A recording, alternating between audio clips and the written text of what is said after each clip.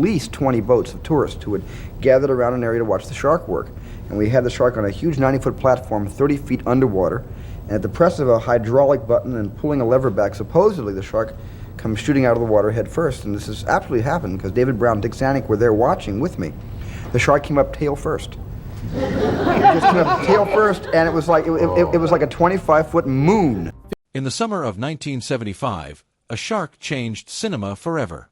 It didn't just terrify millions of moviegoers who suddenly refused to go back into the ocean. It rewrote the rules of how movies were made, marketed, and released.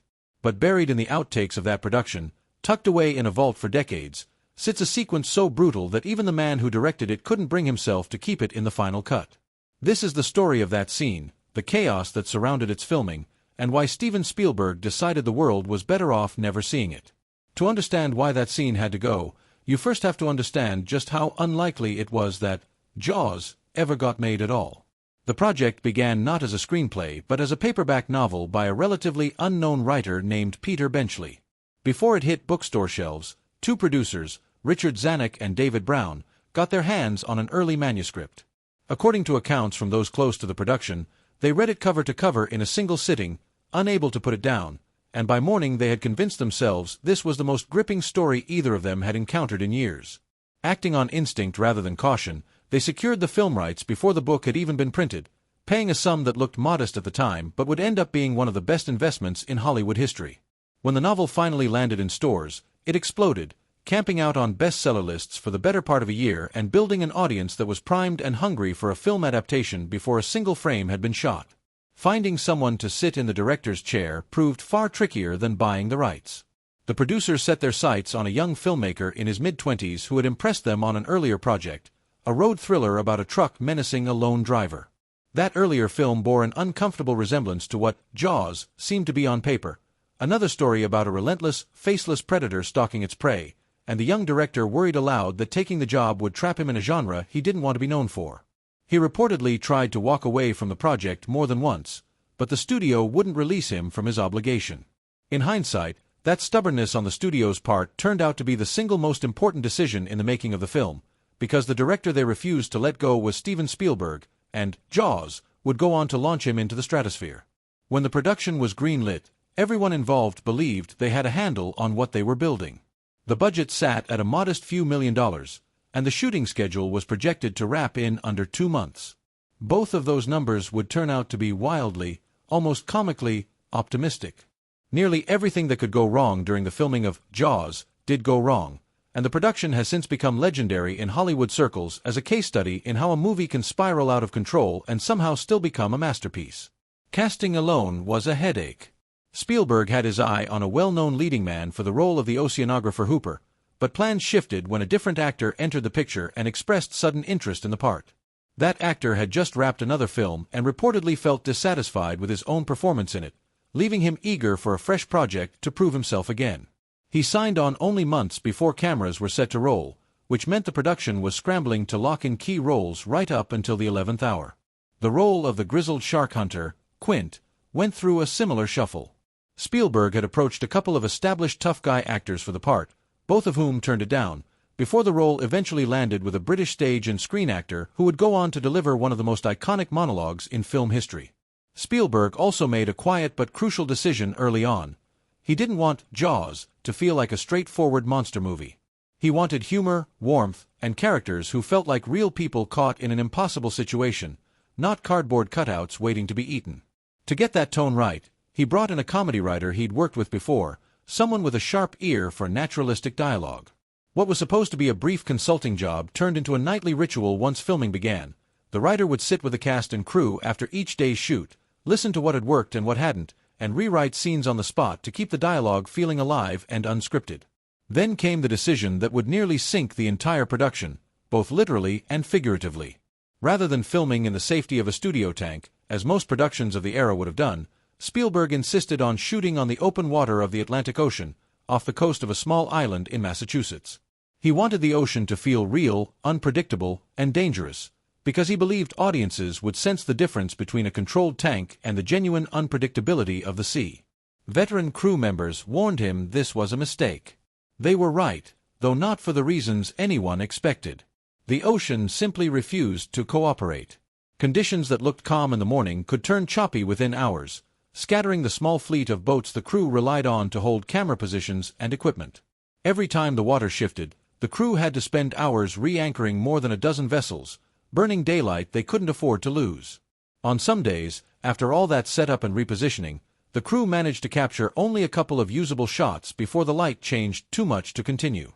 The cast and crew battled seasickness, sunburn, and the kind of bone-deep exhaustion that comes from spending 12-hour days rocking on the open ocean. Even the local residents of the island, who had been thrilled at first to have a Hollywood production in their backyard, grew increasingly frustrated with the disruption to their quiet community. Tempers frayed to the point that a group of locals reportedly expressed their displeasure in dramatic fashion, throwing fish waste at the house Spielberg was renting during the shoot. And then there was the shark itself. The production had built 3 full-scale mechanical sharks for the film, nicknamed collectively after the director's own attorney. They were meant to be marvels of practical engineering, but in practice they were closer to a curse. On the very first test in open water, one of the sharks sank straight to the ocean floor, a stark and humiliating preview of what was to come. Saltwater wreaked havoc on the internal hydraulics, causing the mechanical sharks to seize up, malfunction, or stop working altogether with maddening regularity. The rubber skin stretched over their steel frames absorbed water like a sponge, swelling and warping until the sharks looked bloated and unconvincing on camera.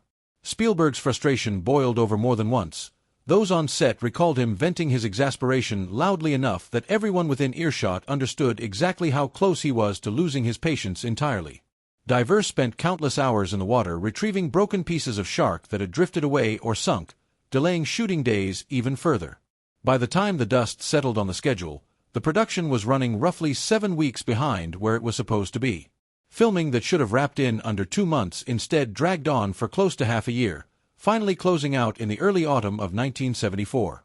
The budget, once projected at a modest few $1 million, had ballooned to more than triple that figure by the time the cameras stopped rolling. For Spielberg, barely into his late 20s and still trying to establish himself as a serious filmmaker, the runaway costs and endless delays were terrifying.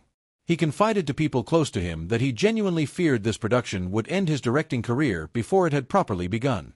The producers joked darkly that their careers felt like they were sinking right alongside the malfunctioning shark props.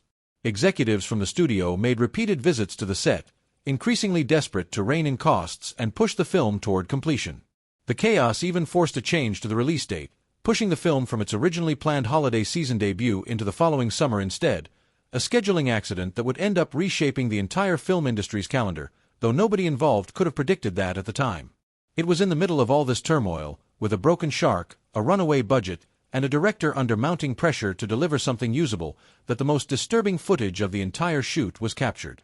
It has come to be known informally as the paddleboat sequence, and if you've only ever seen the theatrical cut of Jaws, you have no idea it ever existed. The scene was conceived as an escalation, a moment meant to remind the audience of the shark's raw, indiscriminate hunger right as the town of Amity was trying to convince itself the danger had passed. In the sequences filmed, a man on a small paddleboat spots young Michael Brody, the police chief's son, in obvious distress in the water and rushes toward him to help. Before he can reach the boy, the shark strikes. Rather than a quick strike and pull under, the attack was staged to be prolonged and visceral. The shark clamps onto the man and drags him partway out of the water, his body suspended half in and half out of the animal's jaws, very obviously still alive and screaming as blood pours into the water around him. Michael, frozen in terror just a few feet away, is forced to watch the entire attack unfold at close range, unable to look away and unable to help. The man's cries continue even as the shark pulls him under, and the sequence ends not with a clean cut, but with the camera lingering on a spreading, empty pool of blood where a person had been only seconds before. It's the kind of imagery that horror films built entire careers on in the years that followed, but it was almost the polar opposite of everything else Spielberg was trying to accomplish with Jaws. Up to that point in the shoot, and really throughout the entire film, his instinct had consistently been to show less rather than more, to let the audience's imagination do the heavy lifting instead of drowning them in explicit gore. That instinct is most famous in the film's very first attack, the skinny dipper Chrissy Watkins being pulled beneath the surface with nothing but implication and John Williams' now iconic, ominous two-note theme to convey the horror. Spielberg had originally shot a far more graphic version of even that early scene, only to cut it down once he realized the suggestion of violence hit audiences harder than the sight of it ever could. Test screenings and his own gut instincts confirmed what he suspected. Unseen terror lingers in a viewer's mind in a way that explicit violence simply doesn't. The paddleboat sequence broke that rule in almost every conceivable way. There was nothing left to the imagination.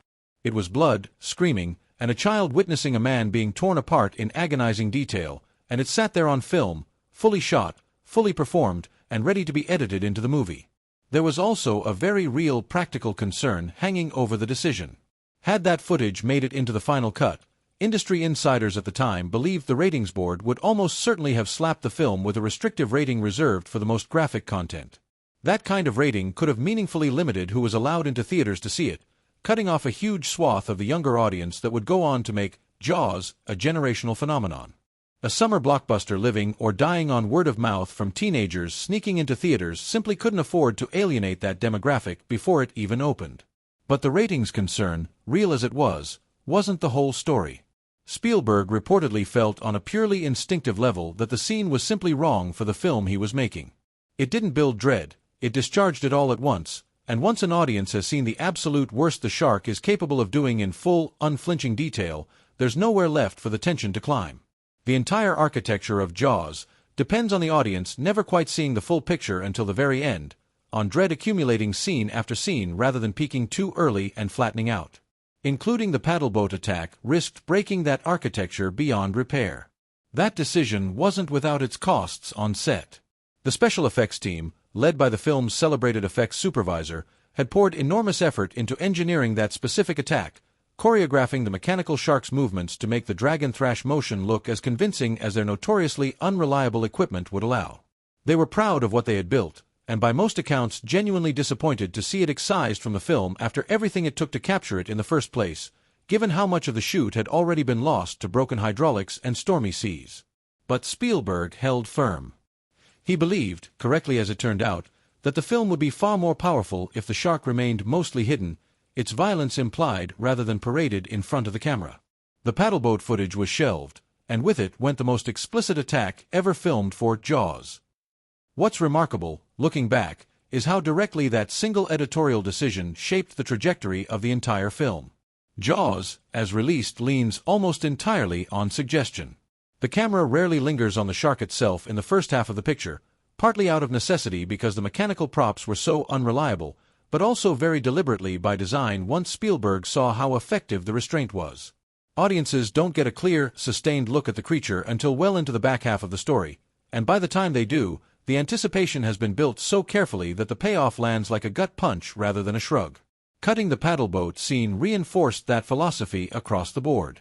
Every attack that made the final cut relies on implication, sudden movement, a scream cut short, rather than explicit carnage laid bare for the camera. It's a large part of why the film still holds up as genuinely frightening decades later, while so many of its more explicit imitators feel dated by comparison. When Jaws finally hit theaters in the summer of 1975, none of the chaos behind the scenes mattered anymore. Universal Pictures rolled out a promotional campaign unlike anything the industry had attempted before, spending an enormous sum on advertising in the lead-up to release, built around that now immortal image of a lone swimmer silhouetted above a shark rising from the depths, scored by Williams' theme. Rather than the traditional slow rollout most films used at the time, opening in a handful of theaters and gradually expanding, Universal opened Jaws wide across hundreds of theaters simultaneously, betting that the saturation advertising campaign had built enough demand to fill every single one of them. The gamble paid off spectacularly. The film shattered opening weekend records and went on to become the highest-grossing movie ever released up to that point, eventually surpassing The Godfather in a fraction of the time it had taken that earlier film to reach its own record. It became a genuine cultural phenomenon, spawning merchandise, sequels, and a permanent shift in how people thought about the ocean. Critics were nearly unanimous in their praise, singling out Spielberg's direction, the naturalistic chemistry between the three central actors, and the relentless, expertly calibrated tension of the film's pacing. It went on to earn a string of major awards for its editing, sound, and score, along with a nomination for the industry's top honor. More than that, though, Jaws fundamentally rewired how Hollywood approached the business of making and selling movies. It proved that a lean, character-driven thriller, made with real craft and marketed aggressively, could outperform anything the industry had produced before. It shifted the calendar, turning summer from a dumping ground for lesser films into the premiere season for the biggest releases of the year, a shift the industry still follows to this day. Without Jaws paving that path, it's difficult to imagine the blockbuster era that followed unfolding the way it did, from the space operas and dinosaur parks that came after to the entire modern concept of the tentpole summer release. And through it all, that paddleboat scene sat untouched, filed away as unused footage, a relic of the version of Jaws that almost existed but never did. It's a fascinating piece of the film's history precisely because of what it reveals about the instincts that made Spielberg such an effective storyteller even at such a young age. He had, in his hands, footage of a genuinely shocking, visceral attack, fully realized and ready to shock audiences in the moment. And he chose to throw it away, betting instead on restraint, on the power of what audiences don't see over what they do. It was a bet that could easily have gone the other way. A different director, or the same director on a different day, might have looked at that footage and seen exactly the kind of jolt a struggling production desperately needed to justify its ballooning budget and endless delays. Instead, Spielberg trusted a quieter, more disciplined instinct, and in doing so, he protected the very quality that has allowed Jaws to keep terrifying new generations of viewers for 50 years and counting. It's worth sitting with just how counterintuitive that decision must have felt in the moment. Here was a young director, already fighting to prove he could deliver a usable movie after